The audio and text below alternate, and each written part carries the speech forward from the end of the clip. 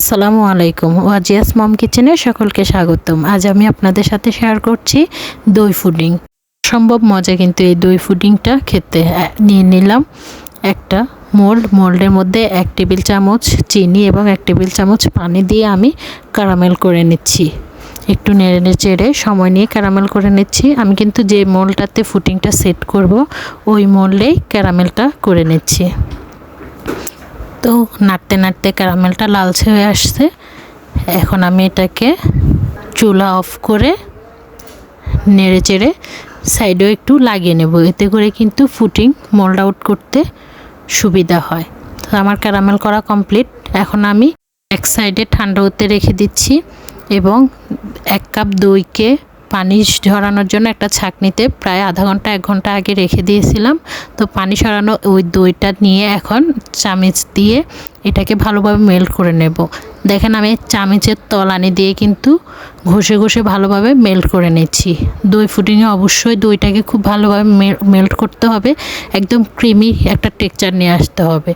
দই যত ভালো মেল্ট হবে পুডিংটা কিন্তু ততটাই ভালো হবে, না হলে কিন্তু পুডিংটা দানাদার থেকে যাবে। তো ভালোভাবে মেল্ট করা হয়ে গেলে এখন দিয়ে দিলাম 1/3 cup condense milk. 1/3 cup condense milk দিয়ে আমি আবারও ভালোভাবে মিক্স করে নিচ্ছি। দই পুডিংয়ে কিন্তু অবশ্যই ভালোভাবে মিক্স করতে হবে। এরপর 1/2 কাপ পরিমাণ লিকুইড দুধ দিয়ে দিলাম। দুধটা কিন্তু আমি আগে থেকে জাল করে রেখেছিলাম। সো দুধ দেওয়া কমপ্লিট। এখন দিয়ে দিচ্ছি একটা ডিম। আমি এখানে হাঁসের ডিম ইউজ করছি, সেজন্য একটা ডিমই ইউজ করছি। ডিমটাও অনেকটা সাইজে বড়, আপনার ইচ্ছে করলে এখানে 2টো ডিমও ইউজ করতে পারেন। এখন দিয়ে দিব ভ্যানিলা এসেন্স 2-3 ফোঁটা ভ্যানিলা এসেন্স দিয়ে দিলাম। সব কিছু দেওয়া শেষ। এখন ভালোভাবে আরেকটু ফেটিয়ে নিয়ে আমি যে ক্যারামেল করে নিয়েছি ওই ক্যারামেলের মোল্ডে পুডিংটা সেট হতে দিব। ক্যারামেলের মোল্ডটা নিয়ে নিলাম। এখন দইয়ের যে মিশ্রণটা রেডি করছি ওটা দিয়ে দিচ্ছি। দিয়ে ভালোভাবে ঢাকনাটা বন্ধ করে এখন এটা জাল করে নেব। জাল করার জন্য আমি একটা প্যানের মধ্যে একটা স্ট্রেনার দিয়ে দিচ্ছি এবং দিয়ে দিচ্ছি কিছুটা পানি দিয়ে এখন মোলটা বসিয়ে দিয়ে ঢাকনা দিয়ে দিব। ঢাকনার যে ছিদ্রটি আছে ওই ছিদ্রটি আমি একটা লংয়ের সাহায্যে বন্ধ করে নিচ্ছি।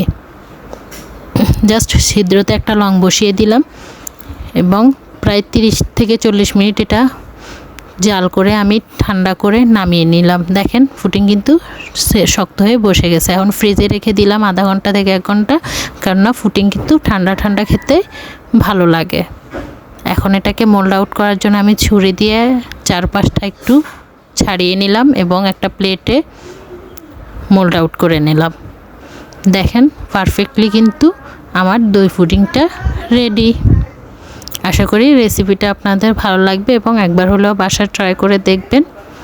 যারা ক্যারামেল পুডিং পছন্দ করেন তাদের কিন্তু এই দই পুডিংটাও খুব ভালো লাগবে। ভালো থাকবেন সবাই, আল্লাহ হাফেজ।